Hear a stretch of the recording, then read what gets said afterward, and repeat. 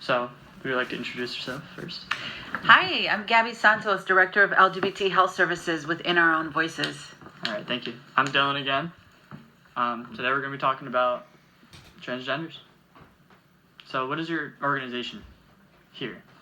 In Our Own Voices, we're a nonprofit, community-based organization that promotes the health and well-being of LGBT people of color, and that's lesbian, gay, bisexual, transgender communities of color. We do that unapologetically because although we've advanced when it comes to LGBT issues such as marriage equality, family adoption, and some of the military inclusion that's now we're experiencing backlash for and pushback. But overall, we're seeing a broad stroke of policies, norms, and practices that are impacting LGBT communities in terms of change. But when it comes to communities of color who have higher disparities around health and economic justice, right, that we're seeing the lack of access and barriers into just well-being checks, access to medical insurance, to housing, to basic needs in promoting health. That's why we're providing a voice, and like I said, we do it unapologetically because we know the need is there, and we know that there's still advocacy that needs to be done on a local level and on a national level.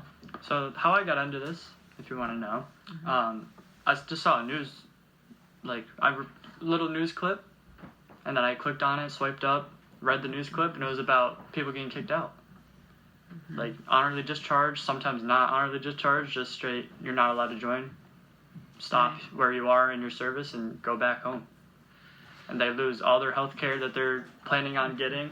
All their plans for the future are gone. Yeah. So it's a problem right now. Yeah, and the benefits, like Definitely. the GI Bill and other things, education that was tied into them being in service in the first place.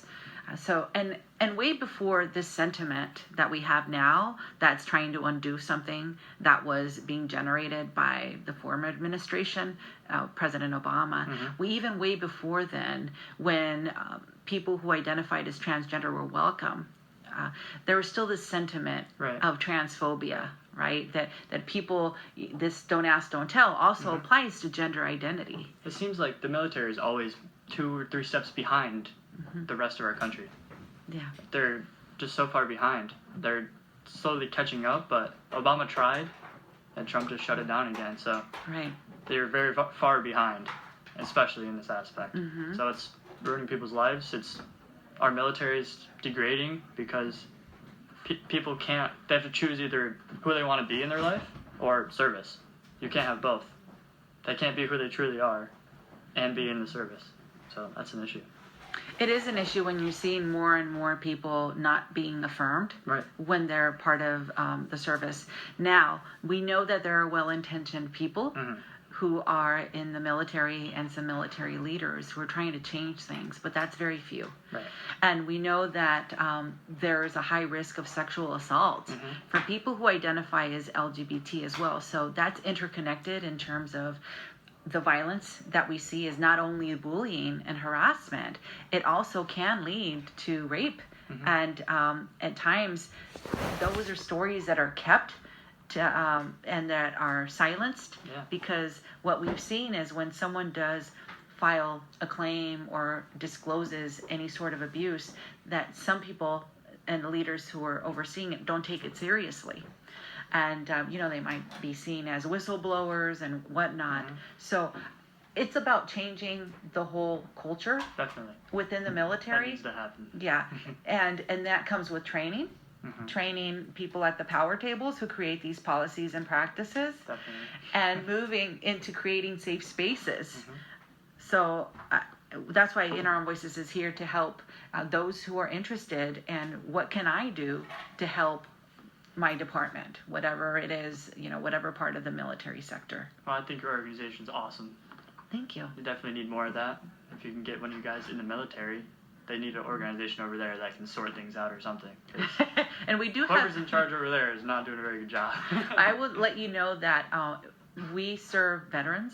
We have a number of veterans who identify as LGBT, who have shared their war stories, quote unquote, around either having to hide their identity because of safety issues, or who have shared stories of retaliation because they have shared or people have assumed Right. their sexual orientation or gender identity simply by the fact of their expression, not by them saying, this is who I am. Right.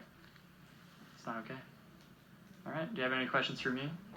No, I thank you for having conversation around this issue because, like you said, this is going to hopefully bring about more conversation on a wider scale. Yeah. You know.